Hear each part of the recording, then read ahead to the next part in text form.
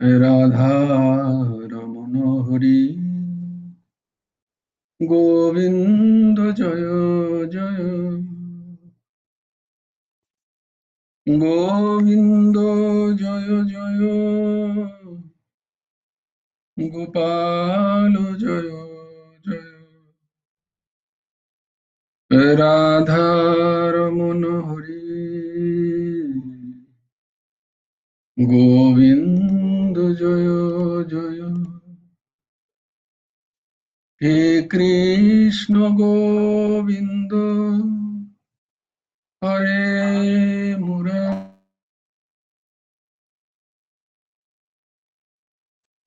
হে নাথ নারায়ণ বাসুদেব গোবিন্দ জয় জয় গোপাল জয় জয় রাধা রমণ হরি গোবিন্দ জয় জয় হে কৃষ্ণ গোবিন্দ হরে মুরারে হে নাথ নারায়ণ বাসুদেব গোবিন্দ জয় জয় গোপাল জয় জয় রাধা রমণ হরি গোবিন্দ জয় জয় হে কৃষ্ণ গোবিন্দ হরে মুরারে হে নাথ নারায়ণ বাসুদেব গোবিন্দ জয় জয় গোপাল জয় জয় রাধা রমণ হরি গোবিন্দ জয় জয়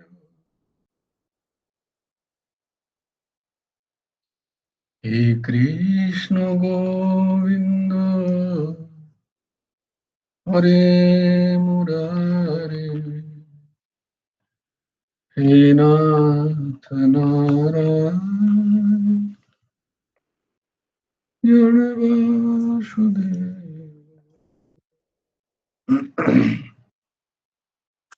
রাধে শ্যাম রাধে শ্যাম শ্যাম শ্যাম রাধে রাধে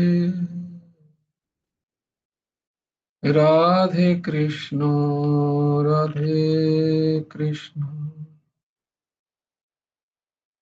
কৃষ্ণ কৃষ্ণ রাধে রাধে রাধে শ্যাম রাধে শ্যাম শ্যাম শ্যাম রাধে রাধে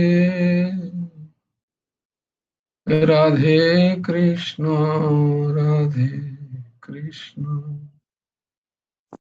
কৃষ্ণ কৃষ্ণ রাধে রাধে রাধে শ্যাম রাধে শ্যাম শ্যাম শ্যাম রাধে রাধে রাধে কৃষ্ণ রাধে কৃষ্ণ কৃষ্ণ কৃষ্ণ রাধে রাধে রাধে শ্যাম রাধে শ্যাম শ্যাম শ্যাম রাধে রাধে রাধে কৃষ্ণ রাধে কৃষ্ণ কৃষ্ণ কৃষ্ণ রাধে রাধে। हरि ओम।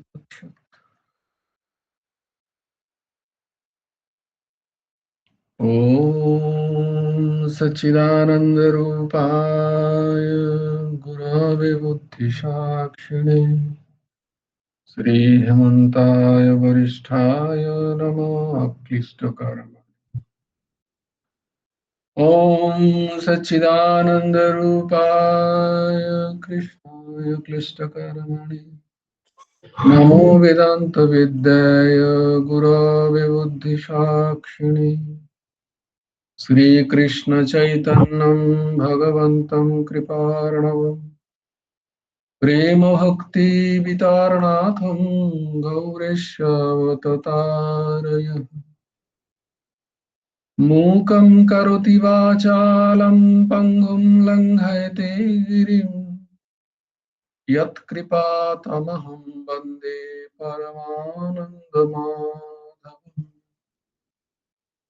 नमो नलिननेत्राय वेणुवद्विनोदिने राधाधरो सुधापानो शालिने वनमामि।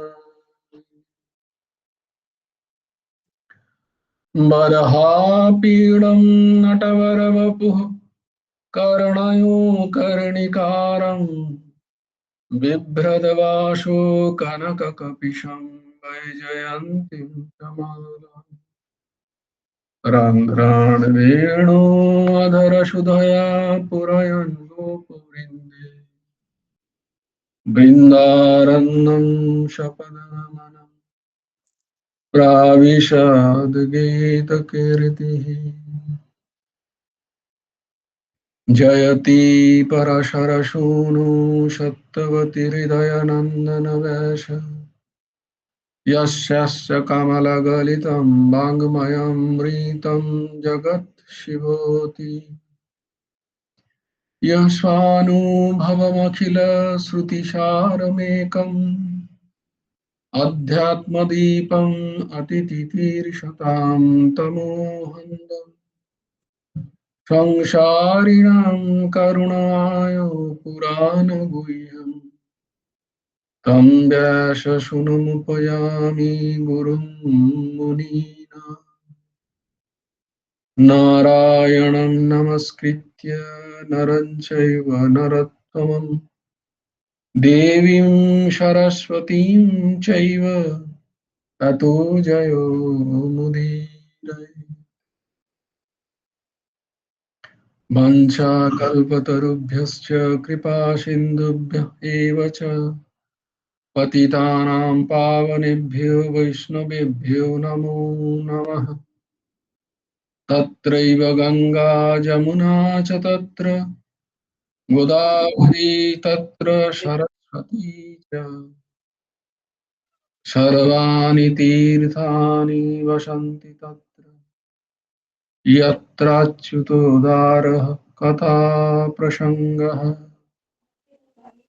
तुलसीकाननं यत्र यत्र पद्मवनानि च पुराणपठनं यत्र तत्र सन्निहितो हरिः। हरि ओम तत्सत। জয় গুরু রাধে শ্যাম। নমকুটুম নমকুমার চতুষ্পটির আরেকটা অধ্যায় তোমাদের সকলকে স্বাগত।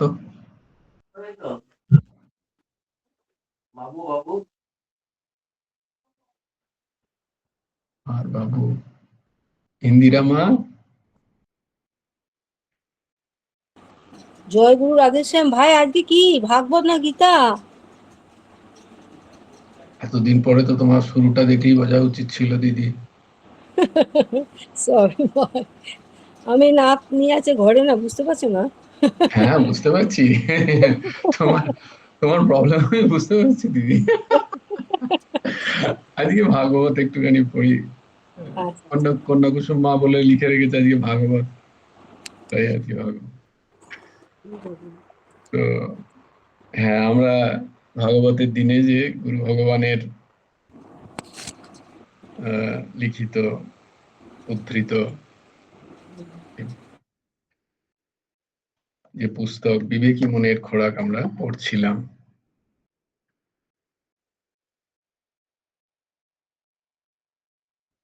আমরা বিবেকী মনের খোরাকের কোনখানে পড়ছিলাম? কাদের কার কার কাছে আছে বইটা? কে কে নিয়ে বসেছো?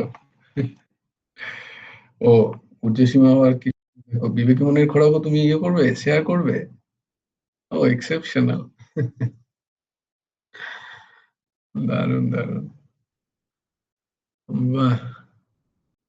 আমরা কোনখানটা ছিলাম যেন? তাহার যখন শ্রী ভগবানের সন্তোষের দিকেই লক্ষ্য থাকে, 21 নম্বর পাতা। 20 নম্বর পাতাটা তো হয়ে গেছিল। তখন আর নিজ কল্যাণের দিকে দৃষ্টি থাকে না, তার তখন শ্রী ভগবানের সন্তোষের দিকেই লক্ষ্য থাকে।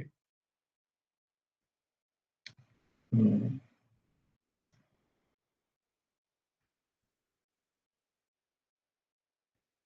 তো ভক্তরা ভগবানের সন্তোষ, তার যে সেব্য, তার সন্তোষের দিকেই তাদের লক্ষ্য থাকে, তাদের নিজের কল্যাণের দিকে তখন আর লক্ষ্য থাকে না। তাদের কি ভাব থাকে? না, আমার কল্যাণ তো আমার সেব্য করবেন। আমার কি ক্ষমতা আছে যে আমি আমার কল্যাণ করতে পারি? আমার কল্যাণ আমার গুরুদেব করবেন। হ্যাঁ, এই দৃঢ় বিশ্বাস, আমার কল্যাণ আমার গুরু ভগবান করবেন। আমার তার প্রসন্নতায় কর্ম, হ্যাঁ, আমার তার প্রসন্নতায় কর্ম করা উচিত সব সময়। দেখো, সেই যে ওই গল্পটার কথা তো তোমাদের মনে আছে, যে হরিবোল হরিবোল হরিবোল, ওই ঘটনাটার কথা আমিও বলে ফেলছি। দেখো, এটা হচ্ছে কি বলে, আহারের আহারের আহ পার্শ্ব প্রতিক্রিয়া। এর মধ্যে দেখো আমার ভেতরে কত কিছু চলছে, আমি সাইড ইফেক্ট বলতে গিয়ে দেখলাম না, সাইড ইফেক্টটা বলা ঠিক হবে না। তো সাইড ইফেক্টের বাংলা কি? পার্শ্ব ইফেক্টের প্রতিক্রিয়া, প্রতিক্রিয়া না প্রতিক্রিয়া, কত রকম চলছে ভেতরে। And this is very good, এটা খুব হওয়া দরকার তোমাদেরও। আহ, থেকে বলছে যে মাথার ব্রেনে রক্ত চলাচল হয়। আরে একঘেয়ে জিনিস যদি প্রত্যেকদিন করে কেউ, তাহলে অনেক কিছু সমস্যা আছে, বিশেষ করে অ্যালঝাইমার্স ডাক্তারবাবুরা বলবেন। তাই জন্য মাঝে মাঝেই একটু অন্যরকম করতে হয়, একটু নতুন শিখতে হয়, আহ, একটু নতুন কিছু। তো এটা খাদ্যের, মানে আহারের, খাদ্য বলবো না, শুধু আহারের পার্শ্ব প্রতিক্রিয়া। যে আহ, আমিও গল্প বলে ফেলছি, কেউ কেউ এই যে পুরাণের ঘটনা গুলোকে তারা গল্প বলে, কাহানি বলে। তোমরা কখনো এর কথা ব্যবহার করো না। যদি আমিও এর ব্যবহার করে ফেলি, আমাকে সংযত করো। এগুলো বিন্দুমাত্র কোনো ঘটনা বা কাহানি নয়, এগুলো সত্য। হ্যাঁ, এগুলো সম্পূর্ণ সত্য। এগুলো কাহানি নয়, পুরাণের কাহানি, পুরাণের গল্প যদি কেউ বলে, বলে না না, ওটা গল্প নয়, ওটা ঘটনা, সত্য ইতিহাস। হ্যাঁ, গল্প নয়, মন গড়া কোনো গল্প নয়। তো যেমন ধরো সেই যে নারদ মুনি, নারদ ভগবান এসে চারিদিকে খুঁজছেন যে কে শ্রীচরণের ধুলি একটুখানি দিলে আহ, ভগবান দ্বারিকাধীশের শিরো শিরো বা উদর পীড়া, যেটাই বলো, সেটা সমন হবে, সেটা কম হবে। তো কেউ তো দিতে রাজি নয়। সবাই নিজের কল্যাণের কথা ভাবছে, দেখো ওখানে। তার মানে তারা ভক্ত নয়, তারা কেউ জ্ঞানী। তারা জ্ঞানী, তারা বিচার প্রবণ, তাই জন্য তাদের ভক্ত হয়ে ওঠেনি। কিন্তু ভক্ত কি করছেন দেখো, ব্রজের ব্রজগোপিনীরা, তারা সবাই মারামারি করছে দেওয়ার জন্য। আমারটা নিয়ে যাও, আমারটা নিয়ে যাও, আমারটা নিয়ে যাও। এখানে নারদ ভগবান কি বলছেন, যে দেখো এই গোয়ালিনীদের বেটিদের কি সাহস, এরা তো নিঘাত নরকে যাবে। তো বলে তাতে আমাদের কোনো আপত্তি নেই, আমাদের তাতে কোনো আপত্তি নেই। আমার প্রিয়তম, আমার সেব্য, তার যেন কোনো কষ্ট না হয়, সে যেন প্রসন্ন থাকে। তাতে আমার কি গতি হবে তো সেটা সেই বলবে, সেটা তো তিনিই ঠিক করবেন, তাতে আমার কোনো অসুবিধা নেই। এই সন্তোষের দিকে লক্ষ্য।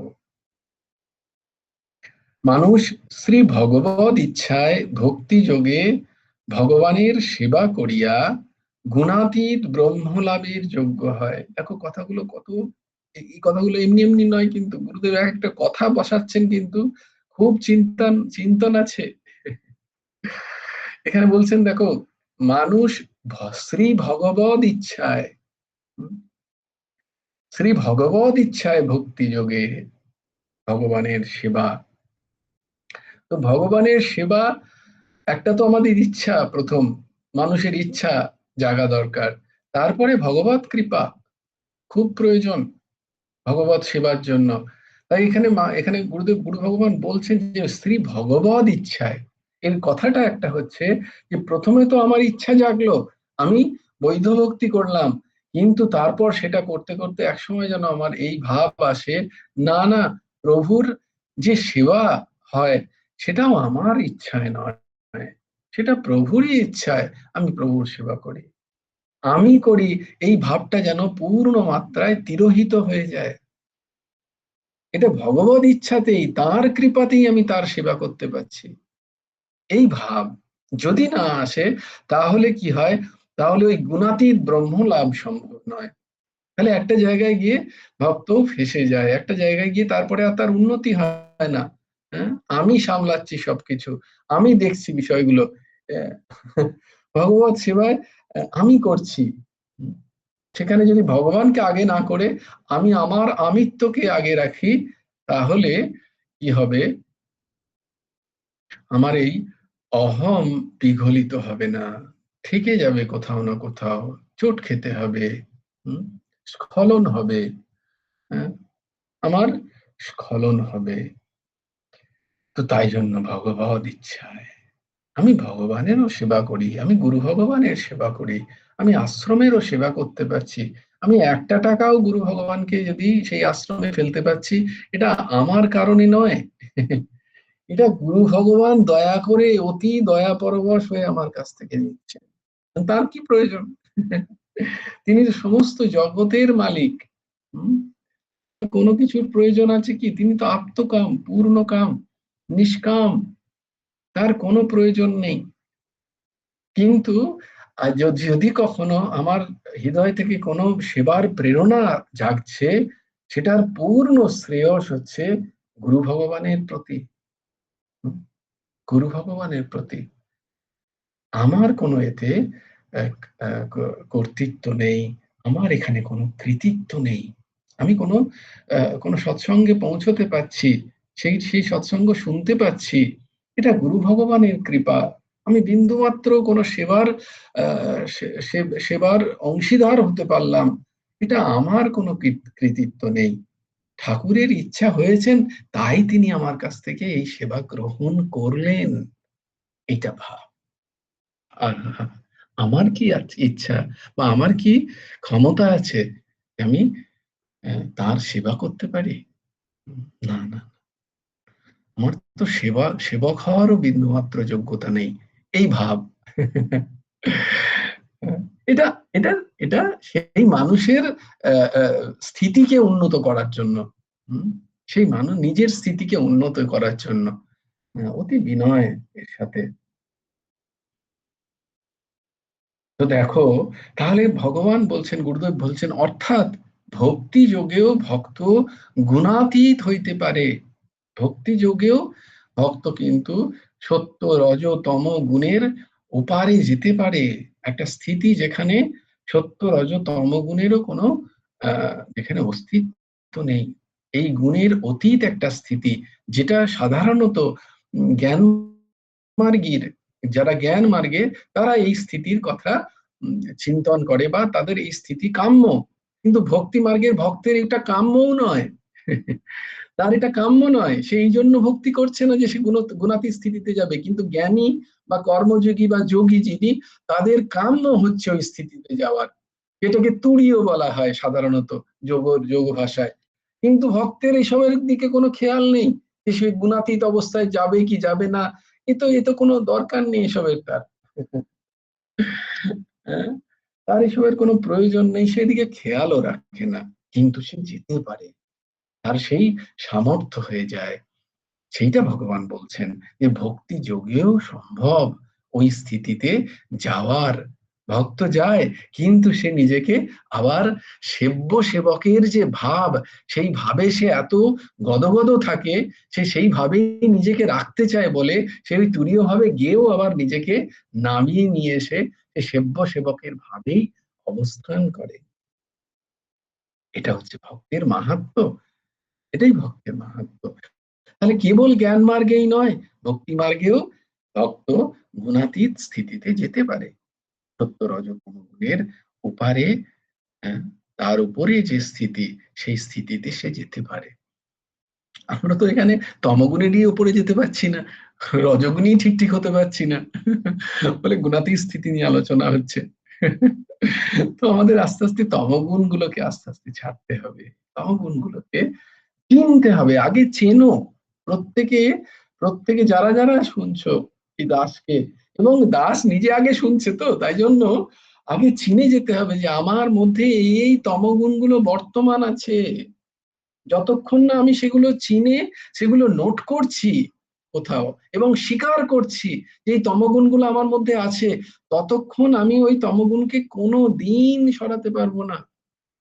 আমি কোনোদিন সরাতেই পারবো না, কারণ আমার চেষ্টাই হবে না, আমি তো জানি না যে আমার রোগ আছে।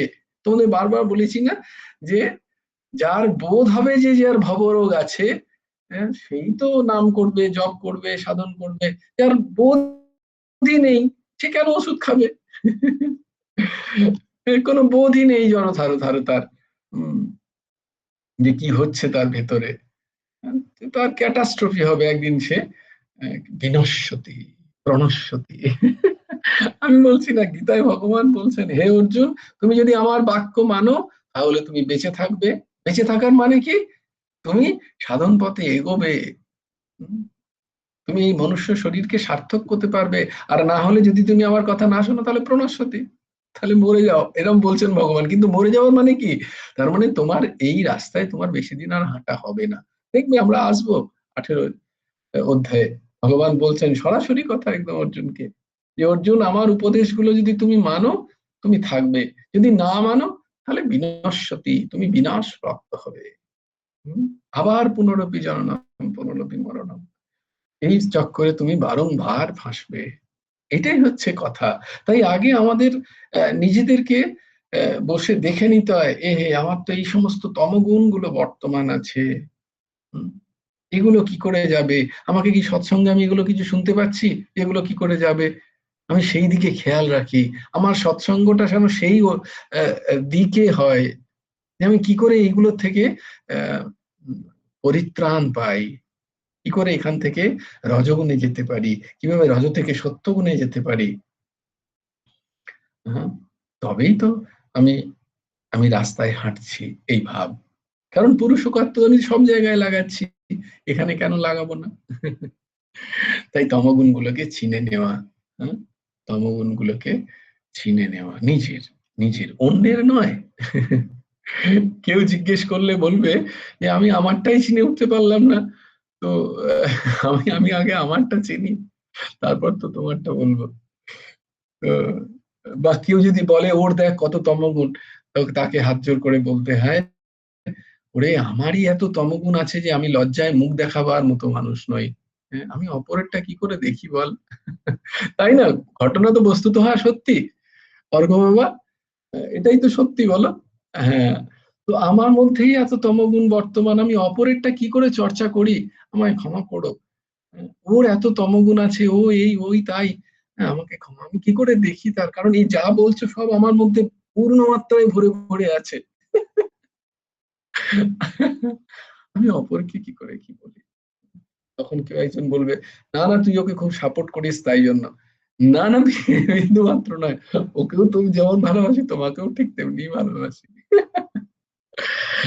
কারণ এইভাবে মায়া টানে, হুম, এইভাবে মায়া টানে। তোমাকে পরীক্ষা করবেন ভগবান যে তুমি ঠিক রাস্তায় আছো কি না।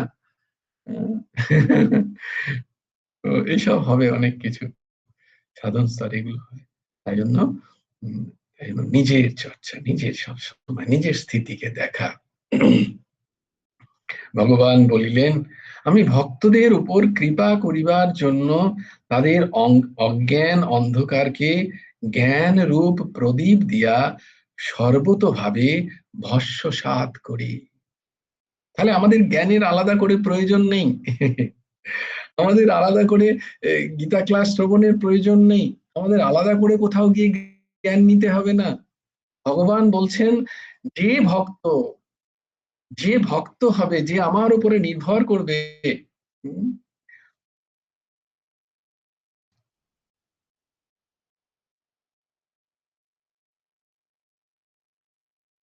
যে আমার উপরে নির্ভর করবে। অনেকদিন ধরে গীতার শ্লোক আসলে বাড়ানো হয়নি, তো এটা খুব দুটো শ্লোক পেয়েছি, আর পরে আমরা সামনের মাসে অ্যাড করব কি, এবার এটা কোন মাস, সামনের মাসে যোগ করব, সরি, দুঃখিত। এটা কোন মাস চলছে? উম, এটা তো এপ্রিল মাস। এটা ইংরেজি এপ্রিল আর বাংলার বৈশাখ। বৈশাখ মাস, বাংলার বৈশাখ। নতুন আমরাও বছরে এই মাসে, নতুন শ্লোক দেবে আমরা তো? বাঙালি হব। বলছি আমরা নতুন বাঙালি। বছরে নতুন শ্লোক দেবে তো? হ্যাঁ, নতুন বছরে তো নতুন শ্লোক দেয়া হলো না, কারণ আমরা তো সবাই স্বরগত হচ্ছি না। দু হ্যাঁ, একজনকে বলছি, তারা তো ভয় খেয়ে যাচ্ছে, এই 20টা শ্লোকই তাদের হয়নি এখনো, তাই জন্য নতুন শ্লোক দিতে ভয় লাগছে। তো কয়েকজনই তো এগিয়ে যাচ্ছ তোমরা, বাকিরা সব পিছনে থাকলে তো হবে না। এখানে তো আমরা সবাই রাজা, আমাদের এই রাজার রাজত্বে আমরা সবাইকে হোঁচট করতে খেতে হবে। খেতে যাবো, বুঝতে পারছো না? আমরা অনেকদিন হোঁচট খেতে খেতে আমরা ঠিক চলে যাবো, পৌঁছে যাবো। তো তাই জন্য আবার নতুন শ্লোক দিতে ভয় লাগছে, যে এই শ্লোকগুলোকেই আগে সবাই স্বরগত করো, অ্যাটলিস্ট দেখে দেখেও স্বরগত ভাবে বলার চেষ্টা করো, যেমন সরল রিডিং করতে পারি, উচ্চারণটা ঠিক হচ্ছে কিনা। মুখস্থ করতে হবে না, কাউকে মুখস্থ করতে হবে না আমি বলছি, কিন্তু দেখে পড়ে দেখে পড়ে যেন, দেখে দেখে চলে যাবো। দেখে যেন আটকায় না আমার, অন্তত সেটুকু তো পড়তে পারি আমি। সে একদম সরল স্বাভাবিক যেন যখন পড়ছি যেন বোঝা যাচ্ছে যে পড়েছে শ্লোকটা আগে। এমন নয় যে সব বলতে গিয়ে আটকে যাচ্ছে, বিসর্গ বলছি না, সেখানে ছেড়ে দিচ্ছি, বা যেখানে নেই সেখানে বিসর্গ উচ্চারণ করে দিচ্ছি।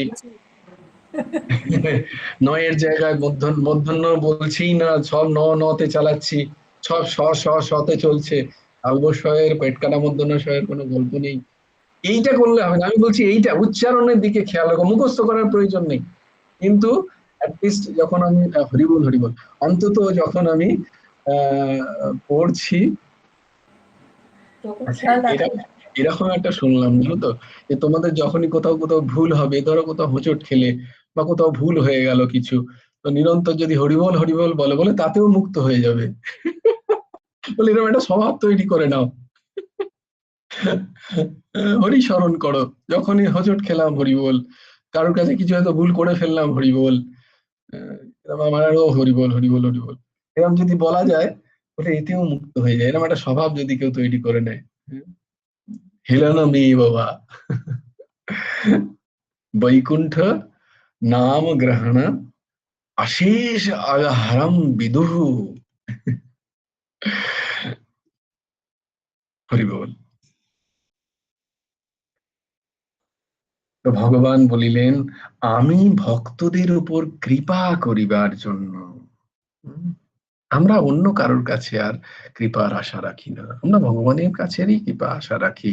তিনি জ্ঞান দিলে আমার জ্ঞান হবে, তিনি জ্ঞান না দিলে আমার জ্ঞান হবে না। কিন্তু আগে ভক্ত তো হতে হবে, তার আগে কত শর্ত দেখো দিচ্ছেন না ভগবান। হুম, ভক্তি যোগের আগে আমরা পড়ছি যে ভক্ত হতে গেলে আমার কি স্থিতি চাই। হুম, আমার সেই স্থিতি হয়নি। আহ, অথচ যদি আমি এই কথাগুলো বলি, তাহলে কিন্তু ভুল হবে, তাহলে কিন্তু সেটা প্রমাদ হবে, সেটা ক্লিবতা হবে। এই দিকে খেয়াল রাখতে হয় খুব। আমার কোনো চেষ্টা নেই, আমার কোনো প্রচেষ্টা নেই, আর আমি যদি বলি ও ভগবান যখন চাইবেন তখন হবে, তো সেটা কিন্তু ক্লিবতা, সেটা প্রমাদ। হুম, সেটা আমার আমার ঐন্দ্রিক তৃষ্ণার আহ, কে কে প্রাধান্য দেওয়া। এটা এটা এটা চেষ্টা চাই, চেষ্টা চাই। তাই জন্য ভগবান বলছেন অষ্টম অধ্যায়ের, গীতার অষ্টম অধ্যায়ের 14 নম্বর শ্লোক, অনন্য চেতাহ সততম ইয়ো মাম স্মরতি নিত্যশঃ। অনন্য চেতা সততম, ভগবান বলছেন স্মরণ তো করতে হবে আমাকে। তাহলে কি হবে? তস্যাহম সুলভম পার্থ, আমি তার খুব সুলভ হয়ে যাই, যে অনন্য চিন্তা করে আমার, সততম, হুম, আমি তার সুলভ হয়ে যাই। এবং সেই নিত্য যুক্তাক্ষ যোগিনঃ, সেই পরম যোগী যে নিত্য যুক্ত হয়ে আছে আমার সাথে। তাই বলেন, ভগবান বলছেন এইরকম যিনি, তাকে আমি কৃপা করে তার অজ্ঞান অন্ধকারকে আমি দূর করে দিই, সর্বতভাবে ভস্মসাৎ করি। সেই ভক্তের আর কোনো অজ্ঞানও থাকে না। সেই ভক্তের যদি অজ্ঞান থেকে থাকে, তাহলে এখনো ভক্ত হওয়া হয়ে ওঠেনি। এটাই হচ্ছে ভাব। আমার যদি এখনো দেহ ভাব থাকে, আমার যদি এখনো নাম রূপাত্মকই ভাব থেকে যায়, তাহলে আমার এখনো অর্পণ হয়নি সবকিছু। আমার শরণাগতি এখনো পুষ্ট হয়নি। এটা হচ্ছে কথা। অর্থাৎ ভক্তি যোগ দ্বারা স্বরূপ জ্ঞান হয়। যে স্বরূপ জ্ঞানের কথা জ্ঞান মার্গে লেখা আছে, যে স্বরূপ জ্ঞানের কথা বেদ বেদান্তের উপপাদ্য বিষয়, সেটা শুধুমাত্র ভক্তি যোগেই সম্ভব। ভক্তি যোগী ভক্তির দ্বারাই স্বরূপ জ্ঞান হয়ে যায়। আমি আমি আত্মা, আমি ভগবানের নিত্য দাস, কৃষ্ণ দাস। হম, আমি সেই পূর্ণেরই একটা ছটা অংশ। এই বোধ, এটা স্বরূপ বোধ। আমি আত্মা, আমি অবিনাশী, এটা শুধু মুখে বলা আলাদা জিনিস, আর এর বোধ করা অতি অতি কঠিন। পুরো জন্ম জন্মান্তর, কোটি কোটি জন্ম জন্মান্তর সাধু মহাত্মাদের এক জায়গায় বসে ধ্যান করেও তাদের ওই স্থিতি আসছে না, তাদের এই বোধ আসছে না যে আমি আত্মা, আমি অবিনাশী। আমি অবিনাশী, আমার কোনো বিনাশ নেই। এই বোধ কোথায় আসছে? এটাকে বলে স্বরূপ জ্ঞান। আমার তো দেহবোধ, আমার তো সাংসারিক বোধই থেকে যাচ্ছে, স্বরূপ বোধ কোথায় হচ্ছে? তো স্বরূপ জ্ঞান হচ্ছে আমি আত্মা, আমি অবিনাশী। এটা বলা সোজা, কিন্তু এর বোধ করা অতি অতীব কঠিন। জ্ঞান মার্গে, ধ্যান মার্গে, কর্ম মার্গে, কিন্তু সেইটাই যদি ভক্তি মার্গে হয়, বলছি এটা অতি সরল হয়ে যায়। ভক্ত ভগবানের সেবা করতে করতে তার এই বোধ আস্তে আস্তে চলে আসে, তার বোধ আস্তে আস্তে চলে আসে। তখন সেটা বোঝা যায় কি করে? তার ব্যবহারে, তার আচরণে সেই বোধ আসে, তার সমত্ব ভাব আসে আস্তে আস্তে, তার দেহভাব সম্পূর্ণ আস্তে আস্তে বিলীন হতে থাকে। তখন বোঝা যায় যে সে নিত্য কৃষ্ণ দাস, সেই সংসারের দাস নয়। সে যদু মধু এদের সংসারের যে সমস্ত নাম রূপাত্মকের সে আর দাস নয়, সে তখন ভগবানের দাস দাসী হয়ে যায়। ভগবান অব্যভিচারিণী ভক্তিকেও তত্ত্বজ্ঞানের উপায় বলেছেন। অব্যভিচারিণী ভক্তি, তোমাদের অব্যভিচারিণী ভক্তি তো তোমাদের আলোচনা করা হয়েছে। এটাকে মনে রাখতে হবে। কোনো এককে ধরো, কোনো এককে ধরো। হুম, যাকে তোমার পছন্দ, যাকে তোমার ভালো লাগে, অবশ্যই নিজের মনমানি পছন্দ নয়, যেটা গুরু ভগবান দিচ্ছেন যে রাস্তা, আমাকে আমার গুরু ভগবান যে রাস্তা দিয়েছেন, আমাকে আমার কোনোভাবে ভগবান কৃপা করে আমাকে যে কথা বলছেন, সেটা শাস্ত্রসম্মত হতে হবে অবশ্যই। সেই রাস্তাকে এককে ধরে নাও, এককে ধরো, আর তার উপরেই সব কিছুকে অর্পণ করো। এটা হলে অব্যভিচারিণী ভক্তি। আমার তো ব্যভিচারিণী ভক্তিতেই আমাদের স্থিতি, তাই না? আমরা ভগবানের চাকর হব কি করে? আমরা তো সংসারের চাকর হয়ে আছি না? সংসারকেই চা করে করে দিচ্ছি বলে চা কর, তাই জন্য বলেছি এই চা কর, তো চাকর হয়ে গেছে। তো আমরা তো সংসারের চাকর, আমরা ভগবানকে কোথায় চা করে দিই বলো? আমরা চা করে আগে নিজেরা খাই, চা বিস্কুট। আমরা কখনো কি ঠাকুরকে অর্পণ করি চা? কেউ করি না। আহ, মাসি করে, আমার মাসি সবই অর্পণ করে, চাও করে, সবই করে মাসি। ও মাসি, তাই জন্য তাহলে মাসি করলে তাহলে তুমি শেখনি কেন? প্রশ্নটা হচ্ছে, মাসি এই স্তরের ভক্তান, আর তুমি কেন করনি? তোমার বলা উচিত। আমি যেটুকু করছি তার জন্যই আমাকে যে কত শুনতে হয়। শুনতে, কারণ তুমি এক সময় শুনিয়েছো তো যে এরপরে যদি আমার এই করি ফেলে বোধ আমাকে ঘর থেকে বার করে দেবে। কত ভালো হবে, কত ভালো হবে, এমনিতে তো ছুটবে না ঘর, যদি ধাক্কা মেরে বার করে দেয় তবেই ছুটবে। আমি বলছি না, গুরু ভগবান বলছেন। বলছে সংসারই আমাদের, সংসারে আমাদের পিঠে লাথি মেরে শেখায়। যতক্ষণ সংসার লাথি মারছে ততক্ষণ এই সংসার থেকে বৈরাগ্য আসা খুব কঠিন, মনে হবে এটা আমার ঘর। না না, বৈপ্লবিক হয়েও না কেউ, গুরুদেবের সেটাও ইচ্ছা নয়, বৈপ্লবিক ভক্ত হওয়ারও প্রয়োজন নেই। তবে তবে সহ্য তো করতেই হবে। তো অর্পণ করে পাও, অর্পণ করে পাও, কথার উদ্দেশ্য যে যদি সামনে থাকে নিশ্চয়ই অর্পণ করো সামনে বিগ্রহকে, আর যদি সম্ভব না হয় তাহলে মানুষই অর্পণ করো। তাতে একটু তুলসী দাও, মানসিক তুলসী, তাতে কে বারণ করেছে বলো? তার জন্য কোথায় যেতে হবে? কোথাও যেতে হবে না, মন দিয়ে তুলসী অর্পণ করো, দিয়ে পাও। মানসিক মানসিক মানসিক অর্পণ করো, যা চা পাচ্ছ, তাহলে চাকর হয়ে যাওয়া যাবে। তাহলে ভগবানের চাকর হয়ে যাওয়া যাবে। হ্যাঁ, অর্ঘ বাবা বলো।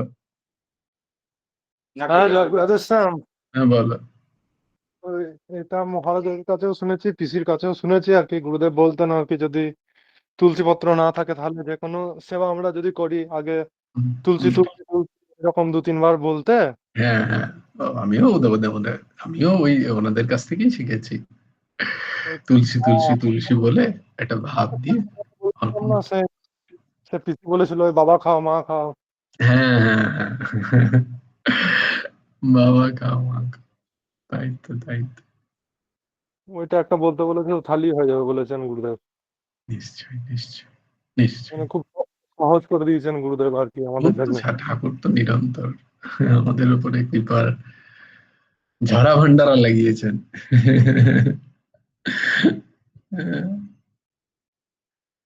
তো অব্যভিচারিণী ভক্তি, আমি ওনাকেও ডাকি, একেও ডাকি, তাকেও ডাকি, এইটা থেকে আস্তে আস্তে আস্তে আস্তে পূর্ণ বিশ্বাস, एक बल, एक आशा, एक विश्वास, এক একের প্রতি।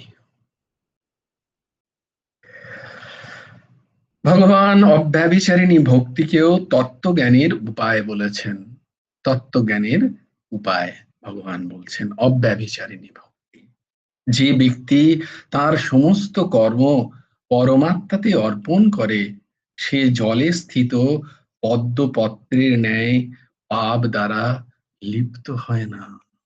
যে সমস্ত কর্ম ঠিক ঠিক করে নিজের মধ্যে বিন্দুমাত্র কোনো কর্তৃত্ব সে রাখে না, এমন ব্যক্তির দ্বারা যদি কোনো বিকর্মও হয়ে যায়, কোনো অকর্মও হয়ে যায়, তাহলে বলছেন যে পদ্মপত্রে জল যেমন ভাবে স্থিত হয় না, যেমন পদ্মপত্রের সাথে তার সম্পৃক্ততা হয় না, মিশে যায় না, পদ্মপাত্রে পাতাকে ভেজাতে পারে না, তেমনি সেই ব্যক্তির যে সমস্ত কর্মকে ভগবানের শ্রীচরণে গুরার্পণমস্তু, শ্রী রাধা কৃষ্ণার্পণমস্তু, শ্রী গোপাল কৃষ্ণার্পণমস্তু বলে অর্পণ করতে পারে, সে আর ওই পাপ কর্ম বিকর্ম বা করকম কর্ম আছে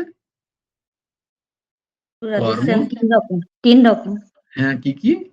কর্ম, অকর্ম আর বিকর্ম। বাহ, খুব সুন্দর। এই এই তিনটের সংজ্ঞা জানতে হবে, আজকে জিজ্ঞেস করছি না। কর্ম হচ্ছে শাস্ত্রের মতে যেটা কর্ম, হ্যাঁ, আর বিকর্ম হচ্ছে যে ভগবানকে আমি হয়তো কেউ বেড়াতে, হয়তো বৃন্দাবন বেড়াতে গেছি, সেখানে গিয়ে আমার ইচ্ছা ভগবানের আমি সেবা দেবো, সাধু সন্তদের সেবা দেবো, সেটা হচ্ছে অকর্ম। হুম আর সেটা হচ্ছে বিকর্ম। আর হুম। অকর্ম হচ্ছে, সেটা অকর্ম। আর বিকর্ম হচ্ছে যে ভয়ে আবার ভুলে যাই। আবার ভয় কিসের? আমি তো নিজেদের মধ্যে সব, ভয় কেন খাচ্ছ? আবার কর্ম নিয়ে আমাকে আলোচনা করতে হবে। ঠিক আছে, কই বাত নেই। দেখো কিরম ভাবে এসে পরীক্ষা মাঝে মাঝে চলে আসে। অতর্কিত এলে কি করে হবে? আগে থেকে সাজেশন দিতে হয়, এই বিকর্মটা পড়ে এসে আমি জিজ্ঞেস করবো। কিন্তু এখানে তো সেরকম নয়, কারণ আমাদের জীবনটাও সেরকম নয়, তাই না? আমাদের জীবন যে কখন কোন ভাবে কি রকম এসে উপস্থিত হবে, আমাদের প্রারব্ধ অনুযায়ী কোন পরীক্ষার মধ্যে দিয়ে আমাকে যেতে হবে আমি নিজেই জানি না। তাই জন্য সবসময় তৈরি থাকতে হয়, সবসময় তৈরি, কোনো সময় নিজেকে ঢিলে দিতে নেই। হম, না ও যখন হবে তখন, না আমি তো জানি না আমার পরীক্ষা কখন আসবে। সেইটার জন্য তৈরি হওয়া আমাদের, আমরা নিরন্তর তৈরি। এইরকম ভাব। তো যে ব্যক্তি সমস্ত কর্ম পরমাত্মাতে অর্পণ করে, সে জলে স্থিত পদ্ম পাত্রের ন্যায় পাপ দ্বারা লিপ্ত হয় না। সে কখনো তার উম, অকর্ম বিকর্ম দ্বারা লিপ্ত হয় না, বা সেই কর্ম তার প্রারব্ধের কারণ হয় না। ভগবান কর্মযোগীদের উদ্দেশ্য বলেছেন, তাহারা কর্ম করিয়াও নির্লিপ্ত থাকেন। তারা নির্লিপ্ত, তাদের লিপ্ততা হয় না, আবার নির্লিপ্ত হইয়াও কর্ম করেন। তারা এরকম প্র্যাকটিস করতে থাকেন। তারা কি করেন, যখন কর্ম করছেন সেখানেও তাদের কোনো আর রাগাত্মিকা বুদ্ধি আসে না। তারা কর্ম অতি সুচারুরূপে করেন, যে তৎক্ষণাৎ ভুলে যান যে আমি কারোর জন্য করলাম, এই ভাব তাদের মধ্যে বিন্দু মাত্র আর থাকে না, তারা মনেই রাখে না। তারা ভুলে যায় ও আমি করেছিলাম বই কি, এরকম আর কি। কিন্তু তাদের জন্য যদি কেউ করে, সেটা তারা কখনো ভুলে না। এটা হচ্ছে ভাব। হ্যাঁ, আমি তো তোমারও করেছিলাম, ও তুমিও করেছিলে, পয়সা তোমার কাছ থেকেও নিয়েছিলাম নাকি, এরকমটা যেন না হয়। নির্লিপ্ত হয়ে কর্ম করেন। স্বকর্মণাতম অভ্যর্চঃ ইত্যাদি কর্মযোগ প্রসঙ্গে ভক্তিযোগ এসেছে। সেই ভক্তি যদি না থাকে, তার প্রতি যদি বিশ্বাস না থাকে, তার প্রতি যদি আমার পূর্ণ শরণাগতি না থাকে, তাহলে আমার কর্মযোগের অর্পণই বা হবে কি করে? হম, কর্মযোগের অর্পণই বা কি করে হবে? তাই জন্য এটাই ভক্তি, যে আমি কোনো একের চরণে আমার সমস্ত কর্মের যে রাগাত্মিকা বুদ্ধি, যে কর্মের ফলের যে ইচ্ছা, কর্মের ফলের যে ভোগ ইচ্ছা, সেটাকে আমি অর্পণ করেছি। তার ইচ্ছা হলে তিনি যেটুকু করান আমি সেটুকুই করি। তিনি যেমন রাখেন আমি তেমনি থাকি। যার দ্বারা সাংসারিক কাজকর্ম শ্রী ভগবানের প্রসন্নতার জন্য হয়, ভগবানের শরণাগত হইয়া ভগবদ পূজার দৃষ্টিতে করা হয়, তাহাতে প্রবৃত্তিগত ভক্তিযোগ বলে। ব্যবহারটা ঠিক মতো রাখিয়া পরমাত্মার লক্ষ্যে অনুসরণ করা। দেখো, প্রবৃত্ত মানে কিন্তু ভোগ নয়। যে প্রবৃত্তি এবং নিবৃত্তির কথা বলা হয় শাস্ত্রে, বা বেদাদি শাস্ত্রে যে প্রবৃত্তি এবং নিবৃত্তির কথা বলা হয়, আমাদের মনে রাখা দরকার, এই প্রবৃত্তি মানে কিন্তু ভোগ নয়, অবৈধ ভোগের কথা সেখানে বলা নেই। এই প্রবৃত্তির মার্গের কথা মানে যেখানে ইচ্ছা বর্তমান, যেখানে নতুন শুরুর ইচ্ছা বর্তমান, কিন্তু সেই ইচ্ছাও যেন ভগবদীয় হয়, শাস্ত্রসম্মত হয়, বৈধ হয়, সেটা প্রবৃত্তি মার্গ। সেই প্রবৃত্তি মার্গে যে অনুসরণ করছেন, এবং নিবৃত্তি মার্গে যে সমস্ত ত্যাগ করে শুধুমাত্র মোক্ষের জন্য জীবন যাপন করছেন, এই দুজনের অন্তিম দশা কিন্তু এক। ব্রহ্মচর্যের পরে আমাদের 4টে আশ্রম না, ব্রহ্মচর্য, তারপরে হচ্ছে গৃহস্থ, বানপ্রস্থ, সন্ন্যাস। তো ব্রহ্মচর্যের পরে গৃহস্থ যখন হয়, যারা গৃহস্থ হয় তারা প্রবৃত্তি মার্গে যাচ্ছে, আর যারা সরাসরি এই এই ব্রহ্মচর্য থেকেই যারা বাকি দুটো আশ্রমকে ত্যাগ করে সরাসরি সন্ন্যাসী জাগে, তাদের নিবৃত্তি মার্গ বলা হয়। এই দুটো মার্গেরই প্রতিপাদন আছে শাস্ত্রে, দুটো মার্গই গ্রহণ করতে পারে, তাদের স্থিতি একই, মোক্ষ। তো কিন্তু প্রবৃত্তি মার্গ মানে এই নয় যে তুমি যথেচ্ছ ভোগ করবে, তুমি মনমানি আচরণ করবে, সেটা প্রবৃত্তি মার্গের কথা নয়। প্রবৃত্তি মার্গ হলো শাস্ত্রের বন্ধন দ্বারা তুমি গার্হস্থ্য জীবন যাপন করবে, তুমি বানপ্রস্থ করবে, একটা ক্রমমার্গ। প্রবৃত্তি মার্গ মানে একটা ক্রমমার্গ। ইন্দ্রিয় ভোগ হওয়া সত্ত্বেও তোমার মোক্ষের দ্বার খুলে যাবে। কিরকম ইন্দ্রিয় ভোগ? না শাস্ত্রোচিত, অশাস্ত্রীয় নয়। তাই জন্য ভগবান এখানে বলছেন প্রবৃত্তি মার্গের তিনি উদাহরণ দিচ্ছি কি না, যাহার দ্বারা সাংসারিক কাজ এবং কর্ম শ্রী ভগবানের প্রসন্নতার জন্য হয়। যেখানে ভগবানের প্রসন্নতার জন্য যে সংসারে কাজ হচ্ছে, সে তো ঘোর নরকে প্রবৃত্ত হবে। তার প্রবৃত্তি মার্গ নয় ওটা। বলবে আমার প্রবৃত্তি মার্গ না। ভালো করে শ্রবণ করো তোমরা, প্রবৃত্তি মার্গ কাকে বলে, নিবৃত্তি মার্গ কাকে বলে। প্রবৃত্তি মার্গ মানে যথেচ্ছা ভোগ নয়। মনমানি জীবনকে প্রবৃত্তি মার্গ বলা হয় না, শাস্ত্র দ্বারা অনুমোদিত নয়। এটা যা আমরা করি, মনমানি করছি, এটা প্রবৃত্তি মার্গ নয়।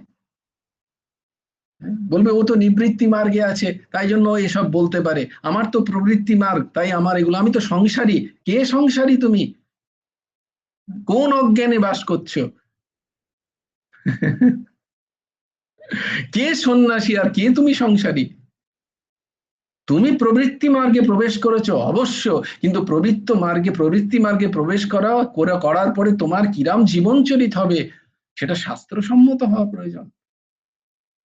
তোমার মনমানি নয়, মনের যা কিছু ইচ্ছা তাই আমি করছি, আমি প্রবৃত্তি মার্গে আছি বলে আমাকে ক্ষমা করে দেবেন ভগবান, না, ঘোর নরকে প্রতিপাদিত হবে, নিজেকে পাবে। বলে তাহলে প্রবৃত্তি মার্গেও কি পাওয়া যায়? বলে হ্যাঁ, অবশ্যই, সেটাই তো মার্গ। দুটো মার্গ আছে, দুটোরই সমাধান আছে শাস্ত্রে। প্রবৃত্তি মার্গে কি বলছেন?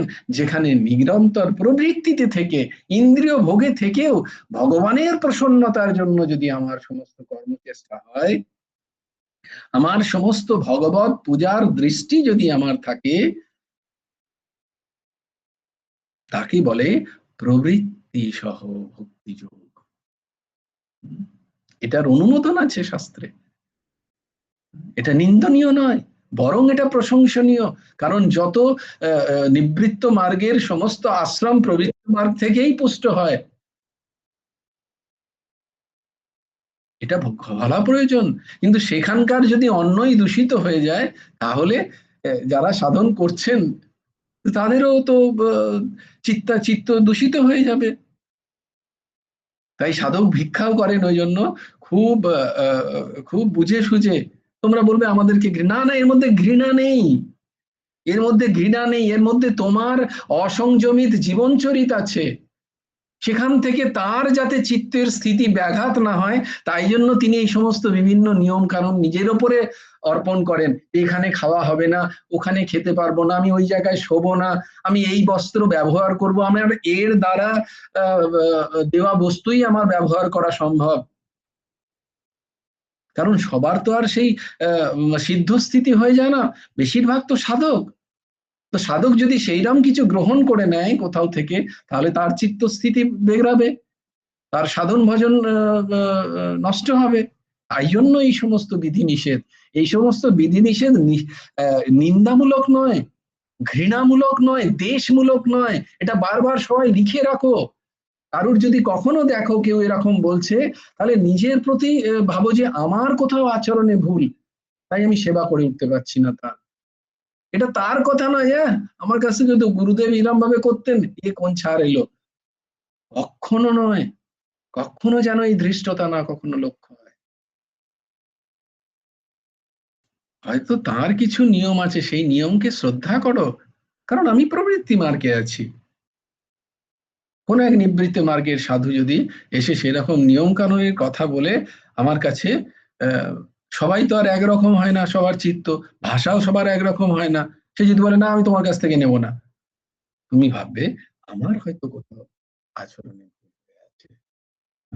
আমাকে হয়তো, আমি হয়তো যোগ্য হতে পারিনি এর সেবা করার। এই স্থিতি ছিল এক সময় সমাজের। অহং এই সমস্ত বিগড়েছে। তাই জন্য সাধু মহাত্মারা আজকাল আর আসেও না গৃহীদের বাড়িতে, আর সেবাও গ্রহণ করেন না। কারণ তাদের তাদের শুদ্ধতা কে কি বলে, সম্মান দেওয়া এবং সেই শুদ্ধতাকে রক্ষা করে গৃহীদের সেবার ভাবও আজকাল আর চলে গেছে। বলো না, আমাদের মধ্যে সেই শুদ্ধতা আছে কি? আগে তুই কত কত বিচার ছিল সমস্ত বিষয়ে। জয়গুরু দাসের, হ্যাঁ, তুমি কি সেই একদিন বলেছিলে না যে গৃহীদের অন্নে বড় বড় দাঁত, যদি না ভজন করো ফেলে দেবে আঁখ। খুব সুন্দর মনে আছে। তাই জন্য গৃহীদের অন্যতে ডিপেন্ড হবেন না। তাই জন্য তো বলেছিলাম আমি, দাস যদি কথা করতে কোথাও যায় তো বগলে চাল ডাল বেঁধে নিয়েই যাবে। কন্যা কুসুম মা হাত তুলেছিলি, বল। জয়গুরু রাধেশ্যাম। জয়গুরু রাধেশ্যাম, বলো। প্রবৃত্তি মার্গের সংজ্ঞাটা একবার। ও, প্রবৃত্তি মার্গের সংজ্ঞা গুরুদেব এখানে লিখছেন। তোমার কাছে তো বিবেকী মনের খোরাক বইটা আছে। ও দেখো 21 নম্বর পাতায়,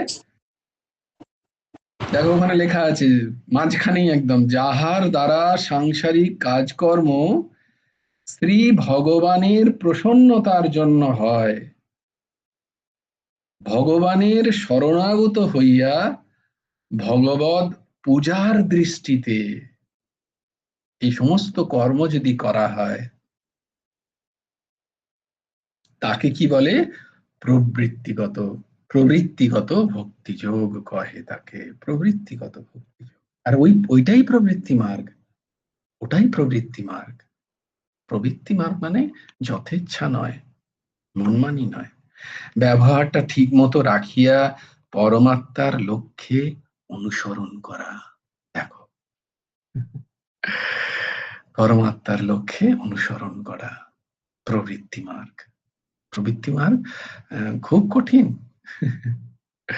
শুধু সন্ন্যাসী কঠিন নয়, প্রবৃত্তি মার্গও কঠিন। কারণ কারণ কেন কঠিন? কঠিন এই জন্য যে তোমার মূল উদ্দেশ্য কি মনুষ্য শরীর নিয়ে। শাস্ত্র সবসময় এইখানে খেয়াল রেখেছে, শাস্ত্র মূলে খেয়াল রেখেছে। ঋষি মহারিষিরা মূলটাতে খেয়াল রেখেছে। মূল কি না? যোগ সিদ্ধি, তোমাকে যুক্ত করিয়ে দেওয়ার ইচ্ছা।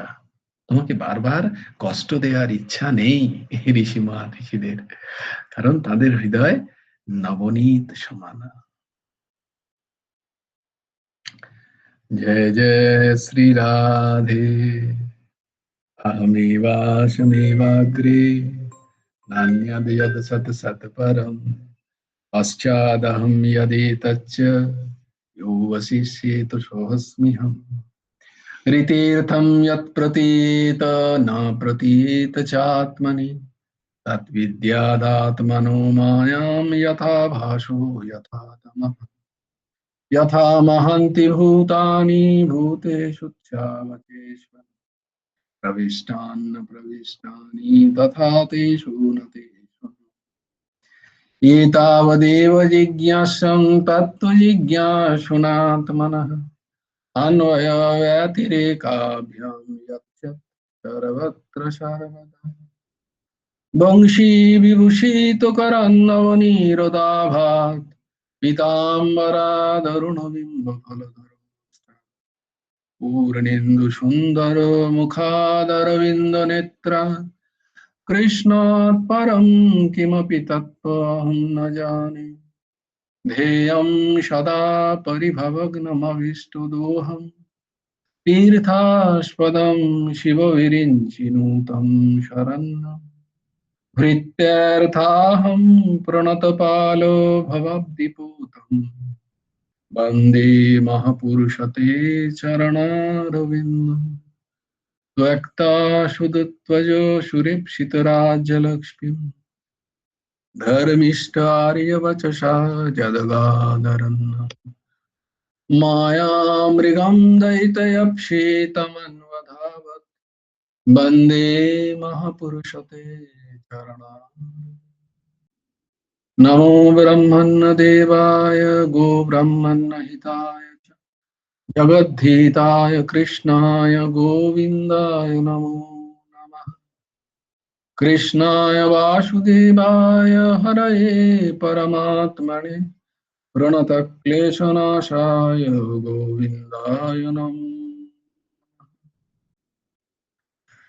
जय जय श्री राधे जय जय श्री सीताराम हर हर महादेव भज गुरु हेमंत देव राधे श्याम जप हरे कृष्ण हरे राम जय गुरु राधे श्याम राधे श्याम राधे श्याम श्याम श्याम राधे राधे राधे कृष्ण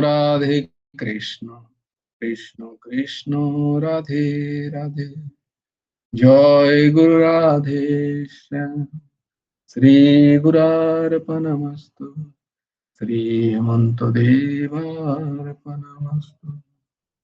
जय गुरु राधे श्याम সবাই ভালো থেকো সুন্দর থেকো সুস্থ থেকো জয় গুরু রাধে